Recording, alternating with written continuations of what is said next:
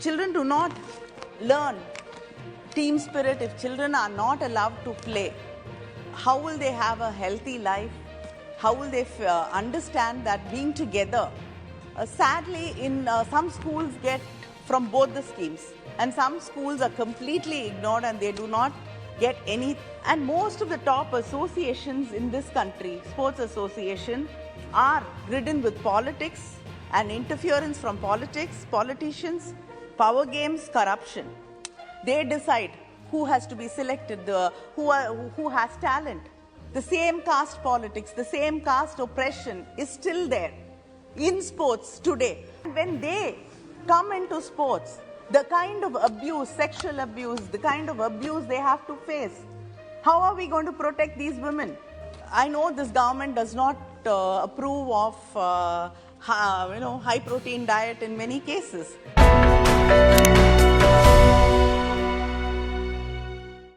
I completely agree with most of the speakers who've spoken before me and have insisted that sports should be part of our education system. It should be made mandatory.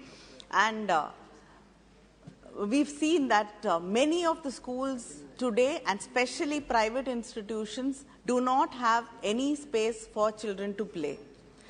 We see advertisements that the classrooms have air condition, but there's no place for the children to come out and play. If children do not learn team spirit, if children are not allowed to play, how will they have a healthy life?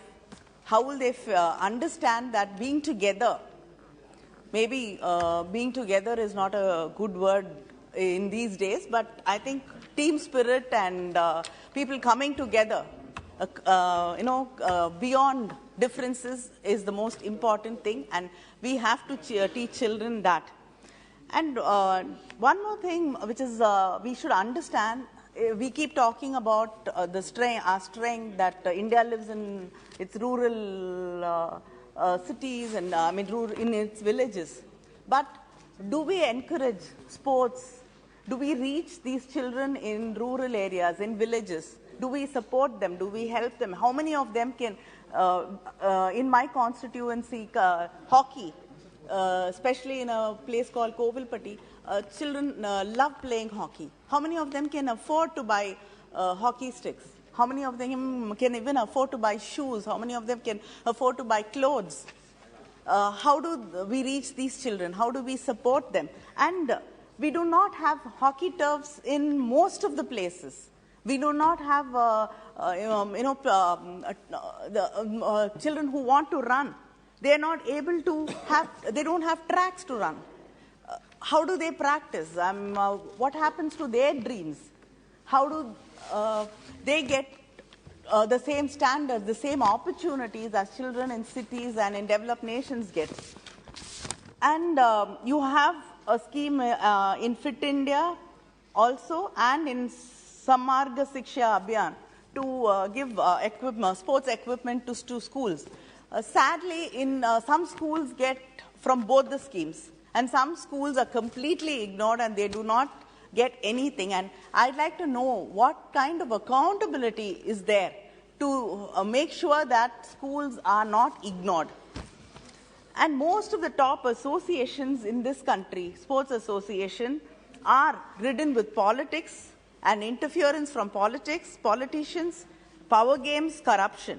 How will they be able, and many of them, people here have mentioned that it is the bureaucrats and the politicians who control these associations, and they are the ones who actually have the say, the final say in the life of sports people. They decide who has to be selected, who has talent.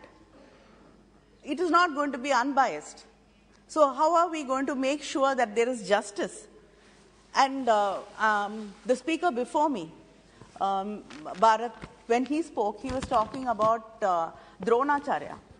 And I'd like to talk about another story in Dronacharya's life, where Ekalaiva, who belonged to a lower caste, a tribal person, who learned to shoe, he was so good as a... Yeah. archer. He was such a good archer, and he was better than Arjuna himself.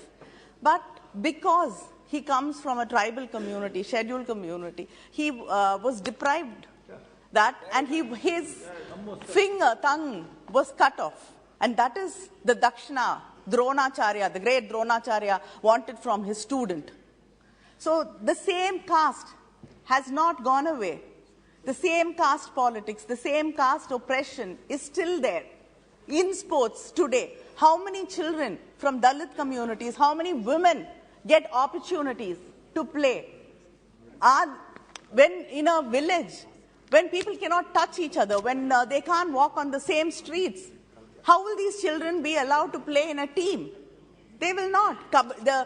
You know that team games like kabaddi or hockey, yes, hockey, you're not allowed to play.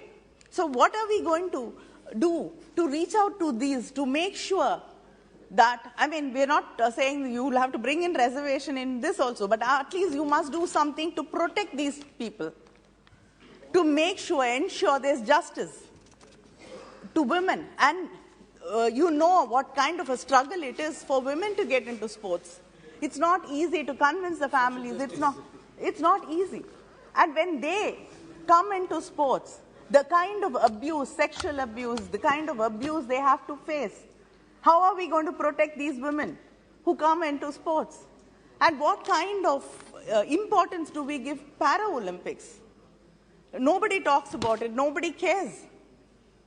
I think they have the same right. People who are differently abled have the same right as everybody else to express their talent. And trans people, they are not men, they are not women, so they have no space. Just give me a minute more. And I think today sports has moved on. We have to have science and coaching, science and activity together. The food, somebody has to monitor what their talent is, what their weakness is. And if there's a sports injury, you see so many of these sports people who are injured. And because they do not have access to facilities to make sure to correct these injuries, their life comes to an end. So how are we going to support these people? And I know this government does not approve of high protein diet in many cases, but sports people need high protein diet. We have to ensure that. So we have to understand that diet, science, everything has to be taken into consideration if we want to really see more sports people, more people coming into sports, and more young people to be encouraged in sports. And I'll also like to ask, why is it that our swimmers, natural swimmers from coastal areas, how many swimmers are encouraged from coastal areas? Okay. Why is it that no swimmer comes from coastal areas? They are born to swim, they know. But we do not encourage them. We have to consider all this. Thank you.